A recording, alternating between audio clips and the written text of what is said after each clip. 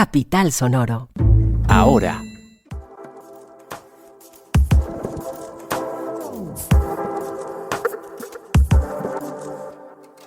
Más de 80.000 pasajeros afectados por retrasos en el aeropuerto El Dorado de Bogotá en la última semana. ¿Qué está pasando? Nuevo proyecto de reforma laboral aterriza en el Congreso. ¿Cuáles son sus principales apuestas? Y el expresidente Álvaro Uribe termina su versión libre ante la Fiscalía por la masacre de El Aro. ¿Qué dijo? Ahora, un podcast.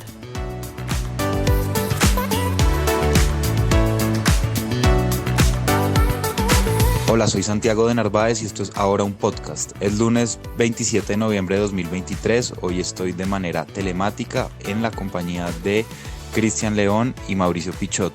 Hola Cristian, hola Mauricio, ¿qué más? Hola, muchas gracias por la invitación y con gusto de estar aquí en Ahora un podcast. Buenas tardes, Santiago. Un saludo muy cordial a usted, a Cristian y a toda la audiencia que nos acompaña a esta hora. Empecemos con usted, Cristian, porque sigue la congestión en el aeropuerto El Dorado, que le ha significado a los pasajeros perder sus vuelos y muchos retrasos en los últimos días. Las cifras hablan de más de 80.000 pasajeros afectados. ¿Qué está pasando? Efectivamente, y esa es la cifra que alarman. 80.000 pasajeros afectados en El Dorado de Bogotá, que es la terminal aérea más importante del país y de hecho la de mostrar muchas veces. Hay un dato y es que el 60% de las horas para la operación de los vuelos está saturado en el aeropuerto de la capital. ¿Cuáles dicen que son o cuáles se supone que son las causas de estos retrasos? Se ha hablado de las malas condiciones meteorológicas, pero ¿sí es verdad que esa es la principal razón? Bueno, sí, efectivamente las condiciones meteorológicas afectan, sin embargo la Aerocivil ya se había anticipado la semana pasada con estos retrasos que se avecinaban, indicando que vientos cruzados de temporada podrían generar este tipo de retrasos y serían las causas principales. Sin embargo, un análisis independiente evidenció que también hay otros factores importantes, como por ejemplo, durante 15 horas al día el número de aviones operando excede la capacidad de gestión del mayor terminal del país, es decir, hay mucho trabajo constantemente, muchas horas, lo que de cierta manera retrasa la operación. Usted mencionó a la Asociación Colombiana de Controladores Aéreos, ACDETA. ¿Qué dicen ellos? Bueno, la Asociación Colombiana de Controladores Aéreos ha señalado que hay varias causas, por ejemplo, déficit de controladores. Además aseguran que ese es un problema más, dicen que es uno más. También indican que un informe de la Aerocivil en 2019 estipulaba la necesidad de duplicar el personal existente. Así que es importante decir, sí, las condiciones meteorológicas afectan, pero hay otras razones, según esta asociación, que son importantes. ¿Pero el gobierno se ha referido puntualmente a esto? Efectivamente, bueno, el gobierno nacional no se ha pronunciado, sin embargo la Aerocivil sí emitió un comunicado haciendo un balance de todas las personas que ha transportado exitosamente y indicando que pues ha cumplido con toda la normativa. Sin embargo, desde esta asociación, que le decimos ACDETA, como lo mencionábamos antes, la Asociación Colombiana de Controladores Aéreos también asegura que hay por lo menos 900 puestos de trabajo que están en contratos provisionales y no se les ha hecho, digamos, esa formalización del contrato. Eso es lo que dicen ellos. Claramente, hasta el momento el gobierno no ha sentado una posición, pero sí se ha centrado en el tema de los retrasos de los vuelos. E indica que está haciendo todo lo posible, pero también vio ese balance de los pasajeros que con éxito ha logrado transportar. Bueno, gracias Cristian. Seguiremos haciéndole seguimiento a este tema. Escúchanos en www.dcradio.gov.co. www.dcradio.gov.co. DC Radio. Hoy en nuestro programa del mediodía hablamos de los impactos de la crisis climática en Bogotá. Mucho se habla de que con los aumentos de la temperatura global y el 2023 ha sido un año especialmente caliente, que ha roto todos los récords. Se habla de que habrá procesos de erosión costera y de que ciertas zonas se volverán inhabitables por eso mismo, por el calor. Ese no es el caso de Bogotá y sin embargo la capital del país sí tendrá que enfrentar otros impactos de la crisis climática, como por ejemplo se verá afectada su disponibilidad de agua. En ciertas zonas de la ciudad también aumentará la lluvia de manera considerable, mientras en otras zonas, sobre todo la zona oriental más pegada a los cerros, las lluvias disminuirán. El tema, por ejemplo, de la soberanía alimentaria también se verá afectado. De eso hablamos en el programa de hoy y analizamos distintos datos, por ejemplo Bogotá aporta el 5,37% de emisiones de gases de efecto invernadero del país. ¿Por qué? Bueno, en el programa damos claves y pistas para entender esta cifra y otras más, por supuesto. Si se perdió la emisión, búsquela en el programa en YouTube como Impactos de la Crisis Climática en Bogotá. Mañana haremos un seguimiento al tema de la Bogotá región, ¿Por qué hasta ahora solo se han sumado el distrito de Bogotá y la gobernación de Cundinamarca a esa entidad? ¿Qué pasa con los demás municipios? Bueno, de eso hablaremos, no se lo pierdan. Mamá, papá, a veces quiero hablarte, pero no sé cómo abordarte. Sé que tú lo has notado, sabes que algo me pasa. Quizás me están molestando en el colegio o soy yo el que está aprovechándose de alguien. Para mí es importante que hables y a veces solo me escuches así no estés de acuerdo.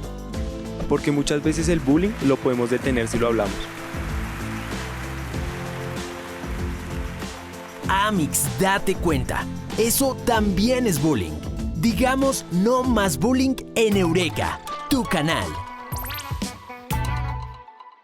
Seguimos con usted, Mauricio, porque hay una nueva ponencia de la reforma laboral. Pongamos en contexto a la audiencia, ¿qué pasó con la pasada ponencia y cuáles son los principales ejes de esta nueva? Sí, en efecto, de una manera muy discreta, este pasado viernes el Gobierno Nacional radicó ante el Congreso de la República una nueva reforma laboral que busca, entre otros puntos, y de acuerdo con la información que ha circulado hasta ahora por parte del Gobierno Nacional, darle dignidad al trabajo de los colombianos. Pichot, ¿cómo están las fuerzas en el Congreso de cara a la aprobación de esta reforma? En principio ha contado con la firma, con el apoyo de 3 congresistas, María Fernanda Carrascal, el doctor Alfredo Mondragón, por parte del Pacto Histórico, y Germán Gómez por parte del Partido Comunes. Ha trascendido información también en el sentido de que se busca por parte del gobierno bajar a 42 horas al menos las horas laborales de los colombianos en la semana y que también los recargos dominicales y por días festivos sean pagados de manera como se pagaban antes de la reforma laboral que se hizo a finales de los años 90. Dice también la iniciativa del Gobierno de la República que se busca que las horas extras vayan desde las 7 de la noche y no desde las 10, como está planteado en estos momentos, lo que le roba algunos pesos extras al salario de los colombianos. Es por el momento la información que se tiene en relación con ese proyecto que ha sido presentado por parte del gobierno al Congreso de la República. Bueno, no se vaya sin las siguientes noticias. Una de crimen porque el exboxeador estadounidense James Shull fue capturado en Miami, Estados Unidos, tras ser señalado de violar niños colombianos cuyas edades oscilaban entre los 4 y 13 años de edad. De acuerdo con el medio Red Más, la Policía Nacional, en colaboración con las autoridades estadounidenses, capturaron y judicializaron al exluchador, esperando que empiece el juicio en su contra. Sí, en otras informaciones, esta tiene que ver con las empresas que han presentado propuestas al gobierno de Venezuela para hacer negocios relacionados con el petróleo y con el gas de ese país.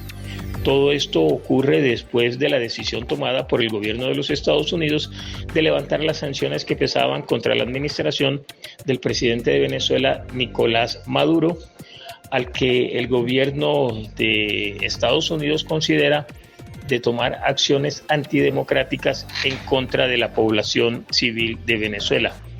Esto aunado a la decisión de Ecopetrol planteada por el presidente Gustavo Petro hace algunos días, en el sentido de que se buscaría hacer negocios de exportación de gas desde Venezuela hasta Colombia y que la empresa colombiana de petróleos de Colombia, Ecopetrol, se alíe en algunas líneas de negocios con la estatal venezolana PDVSA.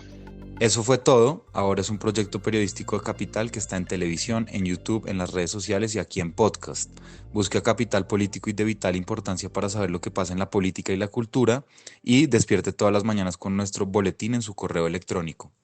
La escritura de este podcast está a cargo mío, Santiago de Narváez, y también de Juan Pablo Conto. La edición de sonido está a cargo de Cian Bernardo González, la producción a cargo de Diego Guerrero, la dirección de los periodistas del sistema ahora está a cargo de Andrés Páramo, la de Capital Sonoro a cargo de Santiago Rivas y la dirección del sistema informativo ahora a cargo de María Paula Martínez. El oráculo Google dice que mañana, martes, habrá 20% de posibilidades de lluvia y que la temperatura estará entre los 8 y los 20 grados Celsius. No termine el día sin información, búsquenos en todas las plataformas de podcast y compártanlo. Buena suerte, hasta luego. Capital Sonoro.